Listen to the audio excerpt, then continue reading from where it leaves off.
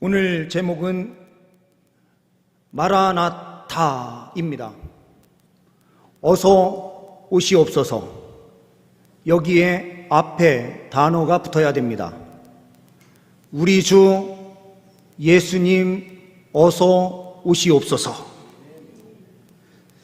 고린도전서 16장 22절 말씀을 보게 되면 이렇게 말씀을 하고 있습니다. 만일 누구든지 주를 사랑하지 아니하면 저주를 받을지어다. 우리 주여 오시옵소서. 뒤에는 제가 같이 붙여놨습니다. 또는 우리 주께서 임하셨도다. 이것을 고린도전서 16장 22절의 말씀을 세번역으로 보게 되면 이렇게 번역되어 있는 것을 보게 됩니다. 누구든지 주님을 사랑하지 않는 사람은 저주를 받으라. 마라나타,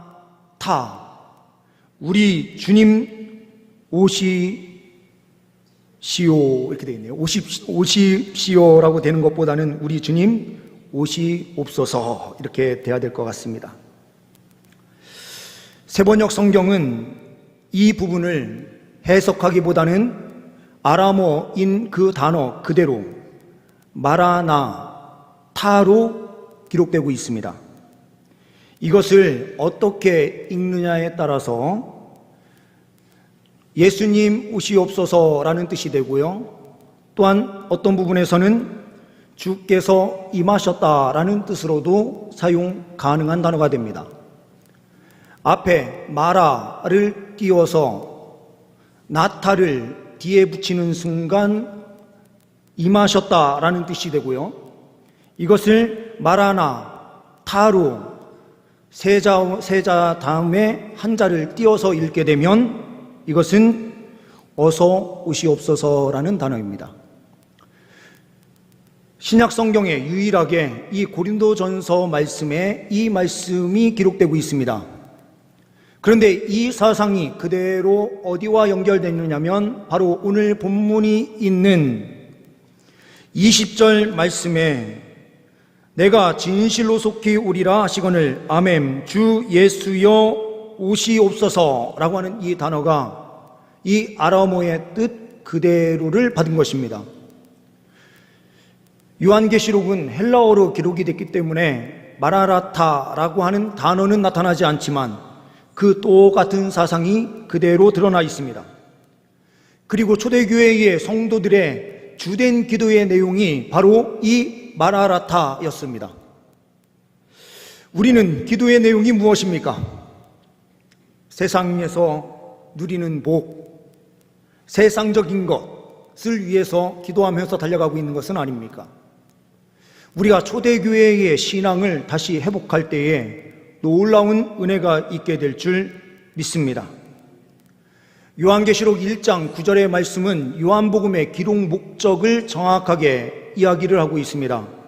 무엇을 기록하고 있는가? 그 기록해야 될 내용을 정확하게 말씀해 주시고 계시는데요. 1장 19절 말씀을 보게 되면 이렇게 되어 있습니다. 그러므로 내가 본 것, 요한이 직접적으로 본 것입니다. 체험이에요. 그리고요, 지금 일어나는 일들입니다. 지금 현재 상황에서 일어나는 일이 기록되고 있습니다. 그리고요, 장차 될 일, 미래에 대한 일이 기록되고 있습니다. 사도 요한이 본 것이 무엇입니까? 밤모섬에 유배 생활을 하고 있는 나이 많은 80세가 된 그 연세 많은 사도 한 명이 복음을 전하다가 밤모섬이라고 하는 섬의 유배를 떠나 그곳에서 이제 자기의 모든 생활 터전을 다 뒤로 하고 그곳에서 생활을 해야 되는데 이 섬은 그 말 그대로 매우 힘든 생활이었을 것입니다. 그런데 이 가장 고난의 시간에는 하나님께서 무엇을 보게 하십니까? 사도 요한을 끌어올리셔서 하늘의 영광을 보게 하시는 거예요. 그리고 지금 이 고난의 시기를 지나가고 있는 많은 그리스도인들이 있는데 그 그리스도인들을 향하여 지금 일어나는 일들이 어떠한 일들이냐? 우리가 이 고난을 받고 때로는 순교하고 죽는 일들이 있는데, 우리는 죽음으로 끝나는 존재가 아니라 마지막 때에 하나님께서 반드시 하늘 영광을 허락하여 주시고 그곳에서 모든 것을 갚아주시는 주님으로 우리와 함께 하신다라는 사실을 선포하고 있는 것입니다. 우리는 요한계시록 마지막 부분으로 와서 우리는 이 말씀을 보면서 크게 세 가지를 다시 한번 깊이 생각하는 시간을 갖기를 원합니다. 첫 번째로는 하나님의 말씀을 사수해야 한다라는 사실을 봅니다. 10절 말씀을 보게 되면 또 내게 말하되 이 두루마리의 예언의 말씀을 임봉하지 말라. 임봉한다라고 하는 것은 비밀로 감추어 두는 것을 말하는 것인데 감추어 두지 말래요. 왜? 하나님의 말씀 그리고 하나님께서 보여주신 그 모든 광경에 대하여 봤던 그 사실을 왜 임봉하지 못하도록 말씀하시고 계십니까? 주님께서 곧 오실 것이기 때문인데요. 지금 이 순간에 고난을 당하고 있는 자들을 진정으로 위로하기 위해서는 이 말씀이 필요했던 거죠. 절대로 임봉하지 말아라. 그러면서 18절, 19절 말씀에 어떠한 말씀이 나옵니까? 내가 이 두루마리의 예언의 말씀을 듣는 모든 사람에게 증언하노니 만일 누구든지 이것들 외에 더하면 하나님이 이 두루마리에 기록된 재앙들을 그에게 더하실 것이요 만일 누구든지 이 두루마리의 예언의 말씀에서 제하여 버리면 하나님이 이 두루마리에 기록된 생명나무와 및 거룩한 성의 참여함을 제하여 버리시리라. 얼마나 명확합니까? 어려운 말로 이것은 성경의 완전성이에요. 성경이 왜 완전해요? 우리를 구원하는 데 있어서 아주 조금이라도 부족함이 없다는 것입니다. 하나님께서 말씀하신 그 말씀 그대로 우리를 구원하시는데 아무런 부족함이 없으니 그 말씀대로 지키는 삶, 그 말씀대로 따르는 삶을 살면 우리는 반드시 구속함의 은혜를 누리게 될 것이다. 이 성경은 부족하지 않아요.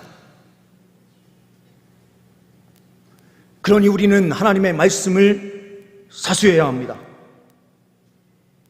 세상은 계속해서 무엇을 말합니까? 하나님의 진리의 말씀이 진리의 말씀이다라고 하는 사실이 바깥으로 드러나지 않기를 원하고 있어요. 그래서 그 안에서 무엇을 빼달라 무엇을 빼달라. 우리 그리스도인들은 어떻습니까? 우리 그리스도인들도 하나님의 말씀을 들을 때에 내가 듣기 좋은 소리는 그 말씀을 잘 받지만 나에게 뭔가 거북스러운 말씀이 선포된다 할 때에는 우리는 그 말씀을 자꾸 거부하면서 살아갑니다. 우리는 항상 선택의 문제, 그 기로 속에 있습니다. 한참 길을 가던 청년 2명이 있었습니다. 그런데 갈림길인 큰 오거리 같은 거리가 나온 것입니다. 그곳에 어디로 가야 되나 봤더니 마침 이정표가 있는 것입니다. 북쪽으로 가면 파주, 왼쪽으로 가면 인천, 오른쪽으로 가면 춘천, 이런 내용들이 쭉 있는데 한 청년이 거기에서 이정표를 다 흐트러놓은 것입니다. 그랬더니 한 청년이 이야기합니다. 아니 이렇게 놓으면 다른 사람들이 목적지를 어떻게 가냐고. 그랬더니 이 청년이 그때 복음을 전하기 시작합니다. 우리가 하나님 말씀을 어지럽게 만들면 이렇게 되는 것이라고.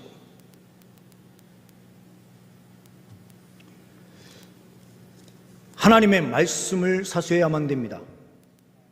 우리가 하나님의 말씀을 혼미하게 만들고 어지럽히는 순간 심각한 문제가 생기는 거예요. 정확하게 성함은 기억이 나지 않지만 다니엘 기도 내용을 우연찮게 들었었는데요. 한 의사 선교사님이 아프리카에서 선교를 하는데요. 의사를 전혀 모르는 사람들의 그 부족에 가서 그 사람들을 치료하는 일이 있었답니다. 그런데 우리 일반적인 사람들로는 항생제가 한 10배는 더 필요한데 이 사람들한테는 10분의 1만 쓰는데도 효과가 매우 크게 나타난다는 거예요. 조금만 줘도 빨리빨리 낫습니다. 그 이유는 무엇입니까? 내성이 생기지 않았기 때문이죠. 그런데 우리는 하나님 말씀을 사수해야 되는 사람들인데요. 말씀을 사수한다라고 하는 것은 두 가지 측면이 있어요. 우리가 그 말씀을요, 그대로 받는다라고 하는 부분이 있어요. 또 하나는 그 말씀 그대로를 세상에 선포한다라는 의미를 가지고 있는 겁니다. 그런데 우리는 너무나도 많은 홍수와 같은 말씀들, 요즘 유튜브만 틀어도 저도 말씀을 몇 개를 딱 들으면 그 이후에 따라붙는 말씀들이 쫙 계속해서 연결돼서 나오는 것을 봐요. 하나님 말씀을 우리가 너무나도 많이 들어서 그런지 몰라도 우리는 그 말씀을 어떻게 받습니까? 나한테 무엇인가 감동이 와야만 그것이 하나님 말씀으로 착각하면서 살아갈 때가 있어요. 아주 간결한 예수 그리스도의 보혈, 예수 그리스도를 믿음으로 구원받는다라고 하는 이 분명한 사실을 선포해도 이 말씀은 우리에게 감동이 되지 않을 때가 너무나 많아요.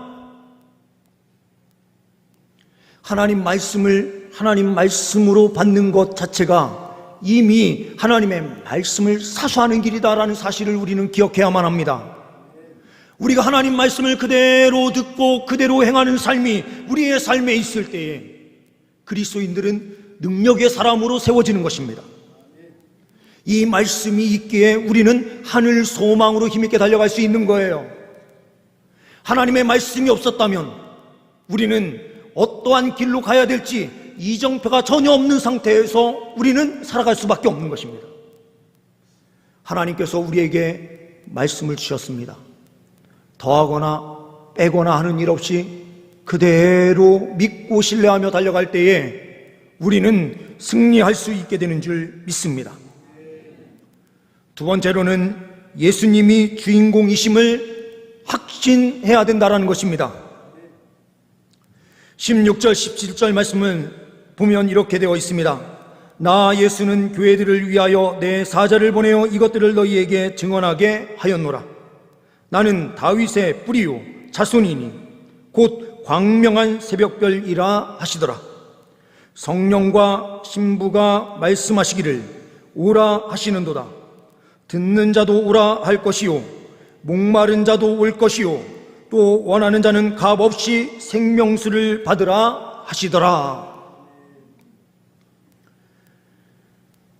16절에 광명한 새벽별, 이것이 무엇입니까? 우리가 보이는 천체 안에서 보게 되면 이것은 금성이에요. 가장 밝게 빛나는 별. 그런데 이 부분에서 우리의 삶에 금성처럼 가장 빛나야 될 별 존재이신 분이 누구여야 되느냐? 예수님이 되어야 된다는 뜻이죠. 예수님이 주인 되지 않을 때에 우리는 진정한 구원의 은혜 그리고 천국에서 그 어떤 것도 할 수 없습니다.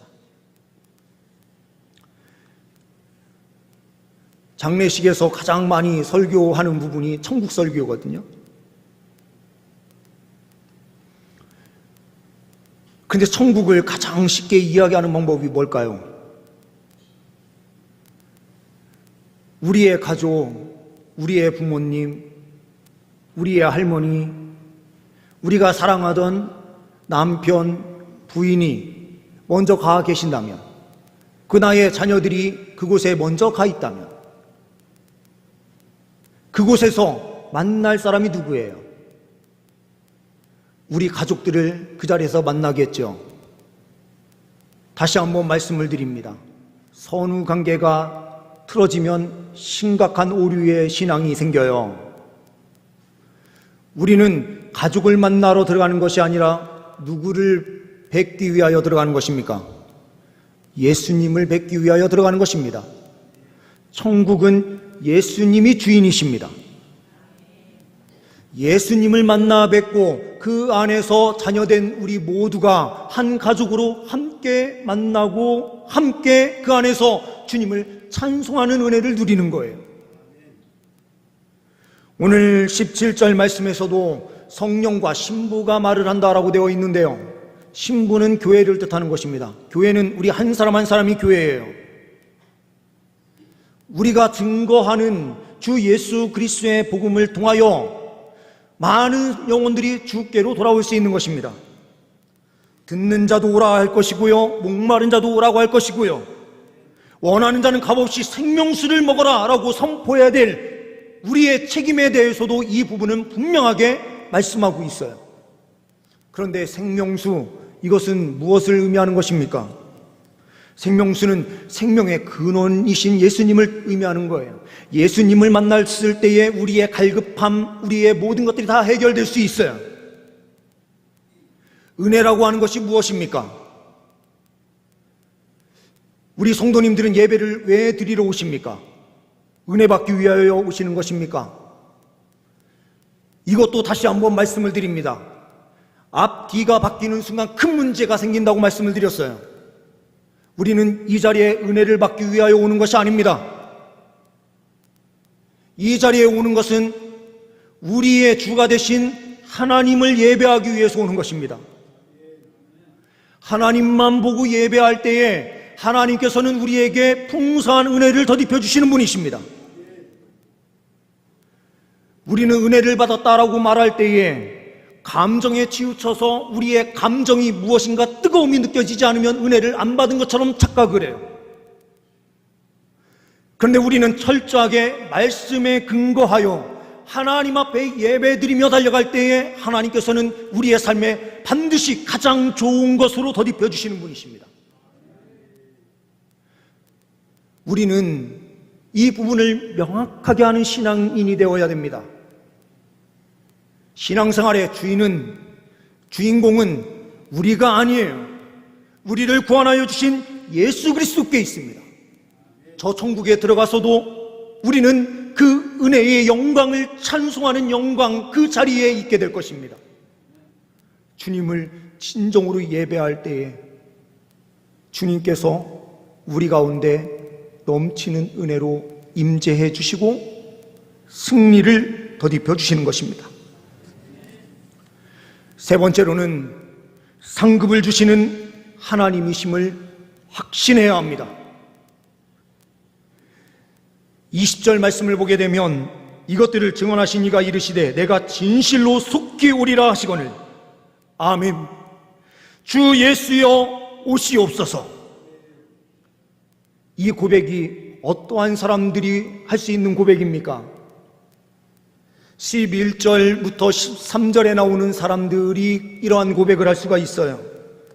어떤 것을 확신하는 분들입니까? 불의를 행하는 자는 그대로 불의를 행하고 더러운 자는 그대로 더럽고 의로운 자는 그대로 의를 행하고 거룩한 자는 그대로 거룩하게 하라, 이렇게 되어 있어요. 이것은 주님의 선택에 있지 못한 사람들은 더러움에 그냥 있을 수밖에 없어요.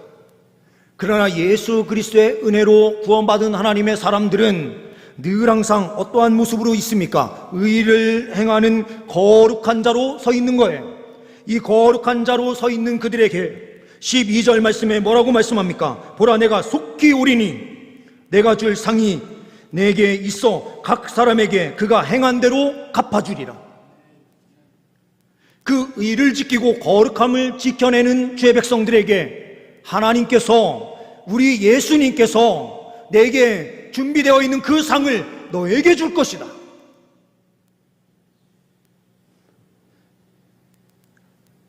그들의 삶은 세상이 볼 때에는 너무나도 가치없는 삶이었습니다. 아니, 예수님 이름 때문에 그 이름 하나 포기하면 먹고 사는데 문제가 없는데, 아니 그 예수님 이름 하나 때문에 갖가지 고난을 당하고 어려움을 당하는, 때로는 목숨까지 잃어야 되는 이 상황에서 많은 사람들은 이야기했을 것입니다. 도대체 저 바보 같은 신앙생활은 어디에 있는가? 기독교는 도대체 무엇인가?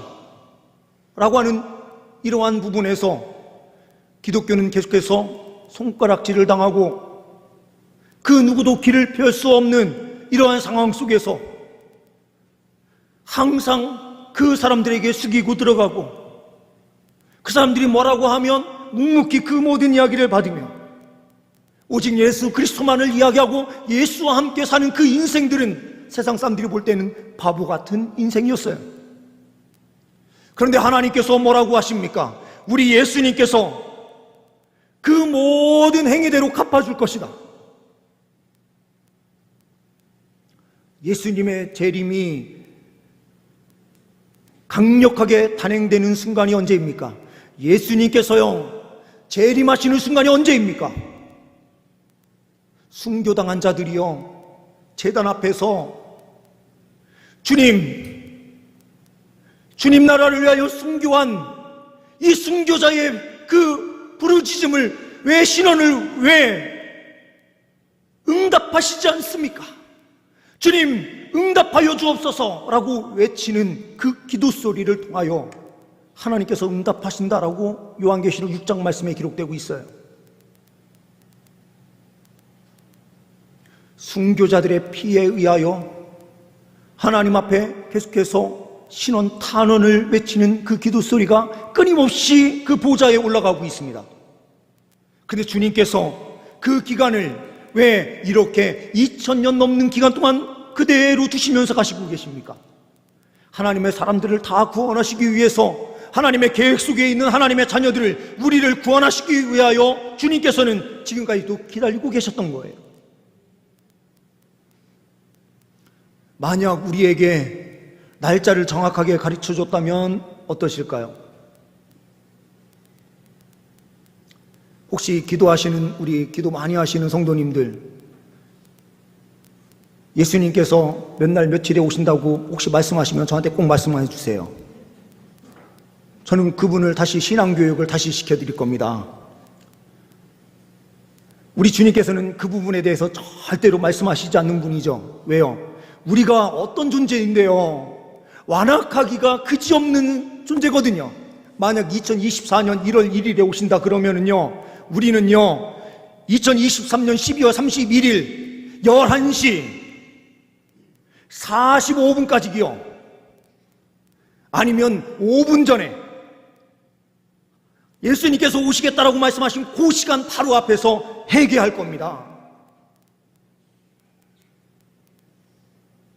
우리 작은 도서관이 이제 시작이 되고 이제 가는데요, 도서관 사업소에서 메일이 왔어요.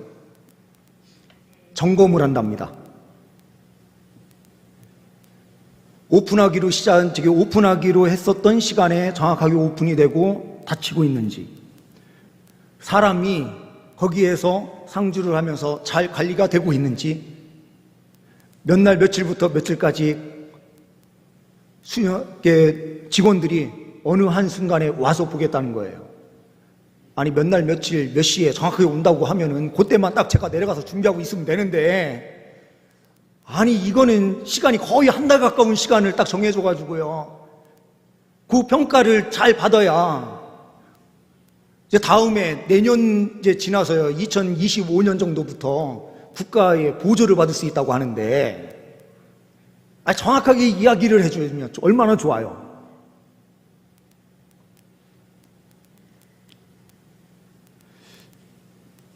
하나님께서요 왜 그 기간을 말씀해 주시지 않는가?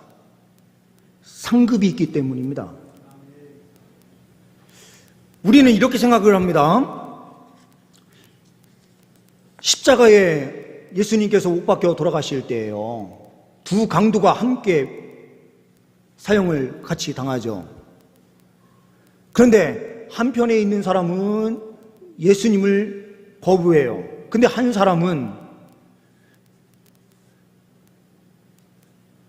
예수님을 믿고 고백을 하거든요. 그럴 때 예수님께서 오늘 내가 나와 함께 낙원에 있으리라 라고 하는 말씀을 주시거든요. 그래서 요 근거로 어떤 이야기를 하느냐, 행위가 필요 없다. 왜 그러냐면 죽기 직전에 예수님만 제대로 믿기만 하면, 영접만 하면 구원받는다, 이렇게 우리가 해석을 하거든요. 이 해석이 틀린 해석이 아니에요. 그런데 이 사람은 그 자리에서 사형에 집행된 사람이기 때문에, 죽기 때문에요, 이후에 행동하는 삶이 필요 없는 거예요. 그런데 우리는요, 예수님을 영접하는데 우리가 변화돼요. 그런데 우리는 바로 죽는 게 아니고 어떻게 합니까? 예수님 믿고 40년, 60년, 때로는 100년 가까운 그 시간을 우리는요, 삶을 살아가야 되거든요. 그러면 바로 그 자리에서 예수님 고백하고 그 자리에서 죽었던 한강도 구원받았습니다. 그러면 우리와 다른 점이 뭐예요? 하나님께서 예비하신 상급이 있다는 겁니다. 그 상급은 어떤 것인지 우리는 명확하게 알 수 없지만 예수님께서 준비해 놓은 상급이 있는 거예요. 그러니 우리의 삶은 어떠해야 합니까? 거룩한 삶을, 주의 영광을 위하여 예수님과 함께 사는 인생, 그 삶을 반드시 살아내야 된다는 거죠. 하나님께서 이 자리에서 수고하고 헌신하는 우리 성도님들의 이 헌신을 가치 없는 것으로 여기실 분이 아니에요. 주님 나라를 위하여 고난당하고 핍박당하는 그 일을 주님께서 외면하실 분이 아니에요. 오직 예수 그리스도를 위하여 죽고자 하고 예수 그리스도를 위하여 살고자 할 때에 하나님께서는 약속하신 상급을 우리에게 허락해 주십니다. 주 예수님 어서 오시옵소서 라고 말할 수 있는 사람은 깨어있는 사람만이 말할 수 있는 거예요. 마라나타를 고백할 수 있는 사람은 영적으로 깨어있는 사람만이 주님 오시옵소서라고 말할 수 있는 것이죠. 이것은 준비되어 있지 않은 모습을 이야기하는 것이 아닙니다. 깨어있어서 준비된 영혼이 예수님께서 내가 쑥기 갈 것이다, 예수님 빨리 오세요, 주님 나라를 위하여 사는 이 삶 너무나도 감사한 삶이지만 이 땅에서 사는 이 삶이 너무나도 힘들어요.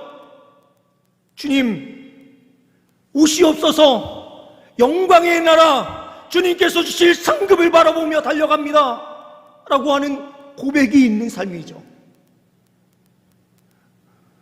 사도 요한에게 하나님께서 그 모든 아름다운 광경을 다 보여주시고 놀라운 영광으로 함께 해주실 때에 사도 요한은 주님 제가 본 그 하나님의 나라에 빨리 가고 싶습니다. 이것은 삶을 포기하는 것이 아니라 이 땅의 삶을 최선을 다하고 살아가고 있는 깨어있는 신앙인이 고백하는 진실한 고백입니다.